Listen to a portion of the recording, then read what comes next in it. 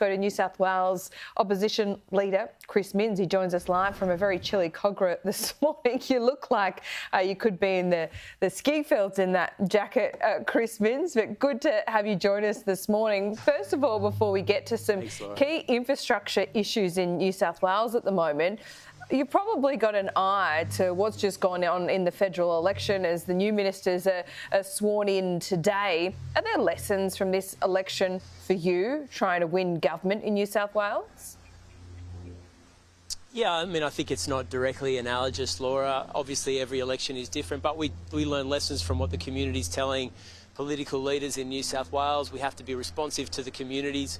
We have to understand for fast-growing communities, particularly on the fringes of Sydney, they need the infrastructure to keep pace with the rising population. And that means schools, it means public transport, it means access to world-class hospitals. That's the challenge for state government, and that's one of the big lessons we've taken away from last fortnight's federal election campaign. Yeah, well, infrastructure is always one of those issues that bubbles away at a state and federal level. Now we're starting to see this government in New South Wales talk about putting major projects on the back burner, look at smaller initiatives. Is that the right course of action?